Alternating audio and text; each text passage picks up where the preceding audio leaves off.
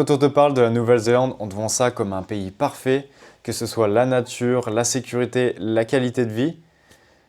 Mais après plusieurs mois que je suis ici, je me rends compte qu'il y a plein de choses qu'on ne m'a pas forcément dit et qu'on te dit aussi forcément sur les internets. Et donc aujourd'hui, je vais te partager les 10 réalités de la vie en Nouvelle-Zélande.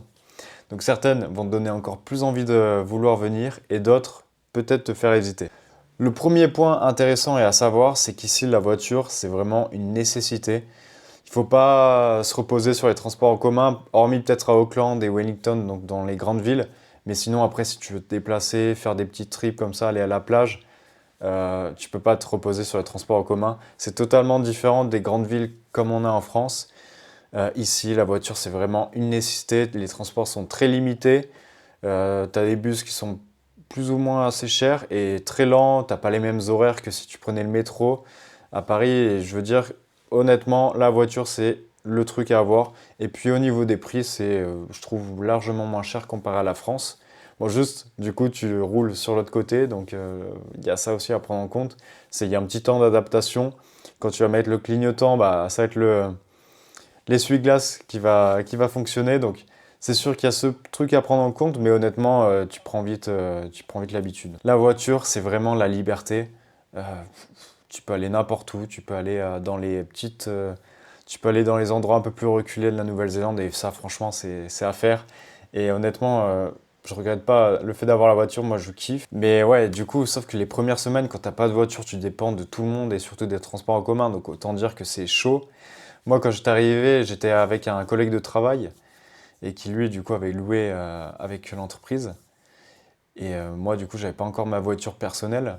Et c'était compliqué, honnêtement, c'était compliqué. Même pour aller faire mes recherches de colocation, j'étais là, je prenais les Uber parce que les bus, c'était impossible. Donc ouais, une fois par contre que j'ai acheté la voiture, là, c'était incroyable. Déjà pour aller au travail, franchement, moi, j'ai pas de circulation le matin pour y aller. Je mets 12 minutes à y aller en voiture. T'es là, tranquille, tu te poses. Enfin, honnêtement, c'est beaucoup mieux que si j'étais en transport en commun à Paris ou dans le métro ou dans un bus ici à Auckland. Ça, je vous le dis, la voiture, c'est un truc à acheter ici. Le deuxième point aussi intéressant, c'est qu'ici, il n'y a que deux sortes d'autoroutes. C'est pas des autoroutes en soi, ils appellent ça des road toll. Bon, c'est un peu le même style, tu payes, mais je veux dire dans le sens où c'est que dalle. C'est genre 2 dollars, 2-3 dollars, donc 1,50 € et c'est juste sur deux portions d'axe. Donc autant dire que c'est que dalle. C'est si tu veux d'aller à Auckland, à Whangarei, ça s'appelle, pour aller au nord et aller sur des bonnes plages, tu vas payer ça 1 ou 2 € même pas. Et inversement, il y a juste une autre truc. Mais sinon, les routes, c'est que des routes sortes départementales. Donc ouais, pas mal de routes sinueuses. Il faut prendre en compte que si tu veux aller dans les beaux endroits, bah souvent il faut faire 2h30, 3h30 de voiture, voire plus. Donc forcément, il y a cette fatigue mentale quand tu pars. Mais voilà, il faut te dire que derrière, tu as des super paysages. Et honnêtement, ça vaut vraiment le coup. De toute façon, si tu viens en Nouvelle-Zélande, c'est pour vivre ça. Donc honnêtement, autant en profiter. Ici, tu comprends clairement que la Nouvelle-Zélande, ça ne se traverse pas comme ça se mérite vraiment. Ce qu'il faut savoir concernant le logement, c'est qu'ici, ça marche pas en fonction de paiement mensuel comme on peut avoir l'occasion de le faire en France. C'est à la semaine. Donc tu vas payer en fait mensuellement ton loyer, que ce soit même aussi la facture d'électricité, de l'eau, l'abonnement à la salle de sport. Donc tout ça en fait, c'est un système à la semaine. Donc c'est vrai que ça fait bizarre. Et du coup, il faut aussi prévoir son budget parce que tu peux pas. L'avantage, quand tu fais mensuellement, tu fais ça début de mois et hop, c'est fait. Là, du coup, c'est toutes les semaines. Il faut aussi calculer tout ça pour bien gérer son enveloppe budgétaire. Donc, il y a ça à prendre en compte. Et à savoir, à Auckland, c'est vraiment cher si tu veux prendre un studio seul. Moi, en l'occurrence, en colocation, tu payes largement moins cher. Tu peux être entre 600 et maximum 750 € par mois. Mais en général, ça tourne autour des 650 € par mois. Alors que là, si tu veux un studio à peu près 35-40 mètres carrés, c'est du 1100-1200 € par mois. Donc là, je vous conseille vraiment, si vous êtes comme moi seul, partez en coloc. Partez en coloc et puis même, c'est beaucoup plus sympa. Là, moi, en l'occurrence, j'ai un coloc, c'est un néo-zélandais, un kiwi. Donc c'est top, tu vois. Ça évite d'être avec des Français, au moins ça permet de progresser aussi son anglais.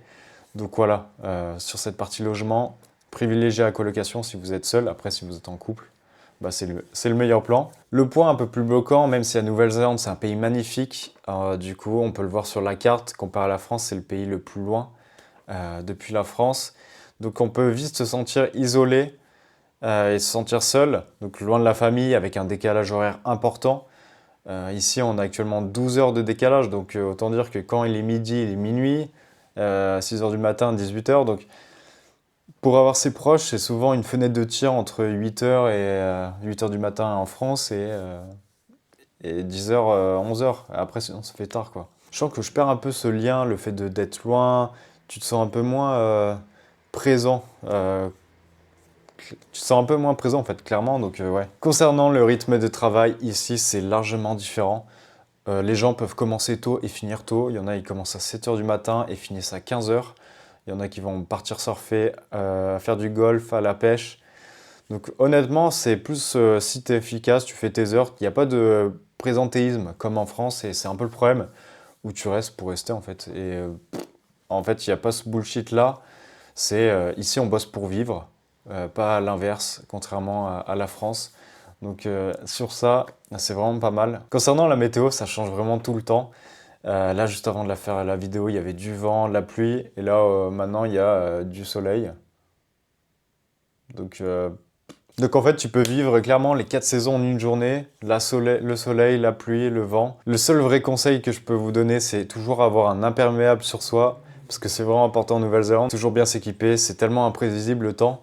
Tu peux taper un run, il fait hyper chaud, et d'un coup, il va y avoir de la pluie. Bon, après, c'est pas non plus un truc full exotique dans le sens tropical, il va pleuvoir. C'est pas un peu ce mood-là, ça reste quand même assez tempéré niveau climat. Plus au niveau des averses, il y aura pas mal de pluie. Par contre, concernant le coût de la vie, ça reste assez similaire, je trouve, à la France, voire un peu moins cher sur, par exemple, le poulet, la viande. Moi, je la trouve meilleure, honnêtement, en supermarché, que si je l'achetais en supermarché en France. Et puis moi, bah, ce qui est bien, c'est que je suis payé en euros, donc là, avec le taux de change, 1 euro égale 2 dollars néo-zélandais. Je suis plutôt gagnant, vu que le taux de change il est favorable à l'euro. Donc c'est vrai qu'en termes de pouvoir d'achat, je suis vraiment pas mal. Et je vais pas plaindre comparé à si j'étais en France. Concernant les rencontres, c'est vrai que c'est le problème quand tu es un peu expat, c'est que des fois c'est souvent temporaire. Les gens que tu vas rencontrer sont peut-être là des fois 6 mois, 1 an. En fait, tu rencontres beaucoup de monde, mais peu de gens restent à la longue. Parce que tu vas rencontrer soit des backpackers, des gens qui sont là temporairement limités. Donc tu peux vivre vraiment des instants incroyables avec eux après et ils repartent. Donc c'est vrai que c'est un peu plus compliqué.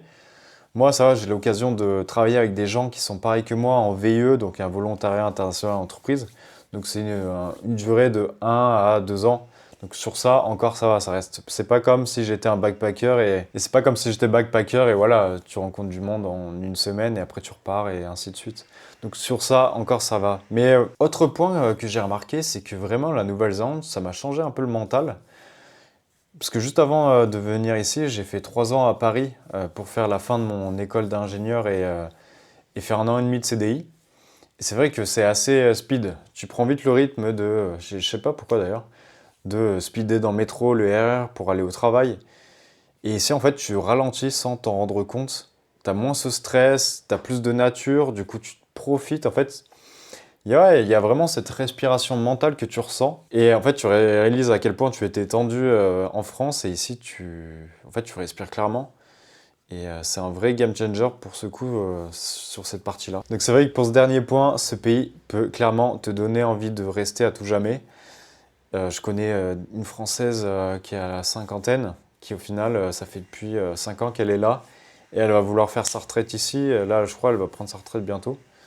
Donc ouais, vu que tu as une nouvelle vision du travail, une nature incroyable, tu rencontres plein de gens. Après, tu vois cette nature qui est franchement fabuleuse, que ce soit l'île du Nord ou l'île du Sud de la Nouvelle-Zélande.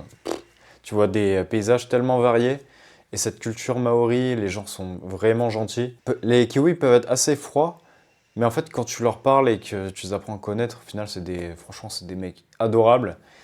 Et ils ont vraiment une super mentalité. Et même les Maoris, c'est pareil, ils sont assez timides. Et au final, quand tu leur parles, ils sont vraiment taquins et franchement, ils sont vraiment gentils. Donc c'est sûr, la Nouvelle-Zélande, sur certains points, n'est pas parfaite. Mais en fait, il faut que tu viennes en connaissance de cause, clairement. faut que tu viennes et que tu saches pourquoi tu viens et savoir à quoi t'attendre. N'hésitez pas à mettre en commentaire si vous êtes déjà venu ici en Nouvelle-Zélande, ce que vous en avez pensé. Et si vous comptez aussi venir, n'hésitez pas aussi à me poser des questions dans les commentaires, j'y répondrai. En tout cas, si tu as aimé la vidéo, n'hésite pas à liker, à t'abonner, ça me ferait plaisir. Et en plus, j'ai sorti le t-shirt Queenstown quand j'ai fait une vidéo juste précédemment, donc n'hésitez pas à aller la voir. Je te dis à bientôt pour une nouvelle vidéo. Ciao!